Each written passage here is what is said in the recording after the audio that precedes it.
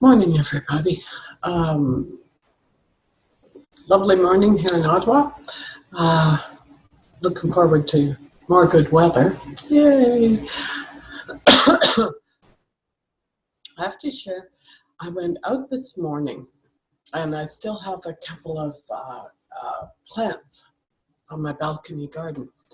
And I've been noticing that it's turning to fall around Ottawa, and apparently the squirrels have been noticing that it's turning to fall because they've been storing their seeds, acorns, whatever they found in my plants. So I had to bring in my blueberry bush, I had to bring in my peppers, my basil, I'm going to be bringing in my tomatoes. I'm just going, really? So yeah, and they're doing that instinctually. They're not doing that to piss me off, to wreck my stuff, anything like that. That's instinctual for them, just survival. Anyways, so I thought that was rather interesting. Where was I going now? Right. So I was talking yesterday about not detaching from yourself and to be a human being, not a human doing. So when we've got a issue, problem, thought that we want to figure out, interestingly, or what I've found, and others as well, you can overthink it. You can keep it conscious mind. Okay, think about this. If you're overthinking, okay, if you're thinking about something constantly and trying to solve this problem, this issue, have this big thought and fill it out, why are you doing it with your conscious brain? You are putting 40 to 60 bits of data focused on that particular issue, thought, idea, whatever. 40 to 60 bits of data are working on that, okay? Why not release it to your unconscious brain and have billions of bits of data trying to solve it? One of the things I have found is that the brain will dwell. You give it a direction and your brain is going to dwell. I found this when I was in college, when I couldn't understand concepts or that. I would go to bed, I would try and shove all this knowledge in my head, and I would go to bed. And a lot of times in the morning, I'd wake up with the answer.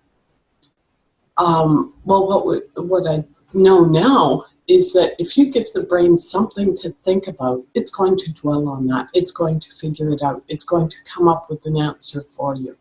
So put billions of bits of data to work on your problem instead of overthinking. Write down, whatever your issue is, write it down. Write it down, jot it down, put it in a journal, look at it just before you go to sleep, and then let your brain think about it. You don't have to, because your brain is going to dwell on this. Maybe put in a different form, because when we start trying to figure out the how, we've actually given a box to our problem. Okay? When we start going how consciously, think about this. When we start going how consciously, we have put sides in there. Well, how am I going to do it when I can only, and how am I going to do it when I only have, and how am I going to do it when I've got to also do this and this? And we are putting a box around it, okay? Our unconscious mind doesn't have that box.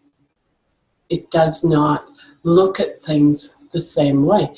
It will take in all possibilities, and the possibilities, not the possibilities, the answer. Maybe something you've never thought of before. I recently had there was an issue came up related to finances. And I've always been fairly boxed in about my finances. And well, I've got to pay. I can't ask for help. I am independent. I am Shiro. But you get the idea. I have to do this. I'm an adult. I can only depend on myself. Okay? Well, I let my brain dwell on this. How am I going to do this? What's going to happen?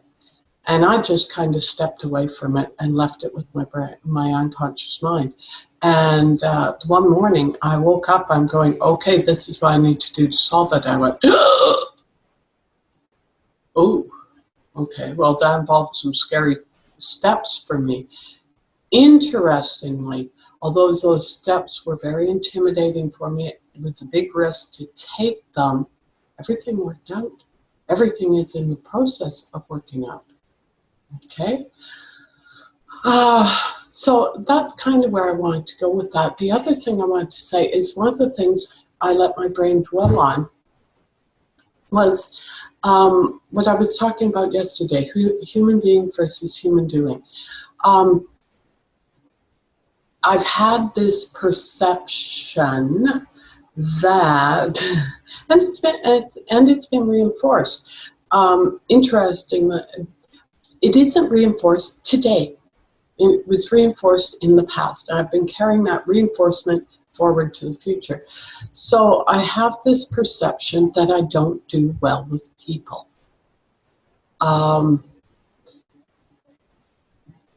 I can hear some of you laughing. Thank you. Thank you very much. I appreciate that. Okay, so I started looking at this and I let my brain dwell on it.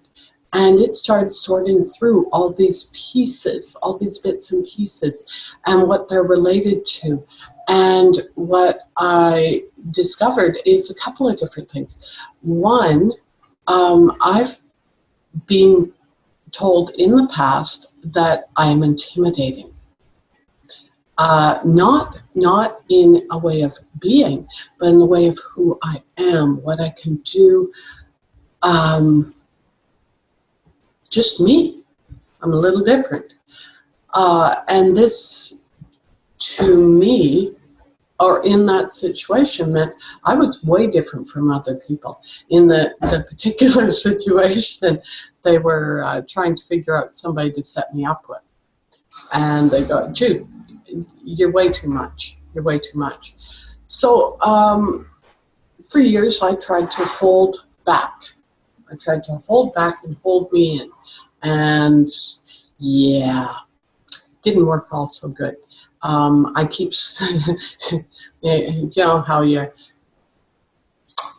try and bag water, okay? And just when you've got it in one shape, you know, you put it on a counter, it kind of explodes and bubbles all around. Yeah, that would be the way my life, my meanness went. So this didn't really fit with a lot of things. So I realized that part of keeping me apart and being a human doing was keeping the human being of me protected. It's keeping those feelings, those thoughts, those ideas, those things that make me intimidating or larger than life to some people. It's keeping those hidden. And I don't want to do that anymore. So I'm going to keep being me. And eventually, or actually right now, there are people who accept me for me in all my meanness. There are also people who are exploring their meanness and what that is and how big it can be. I suspect there's people listening to this who are going, well, I'm not very big. Me is not very big. Guess what? I'll bet it is. I'll bet it is. What is your meanness?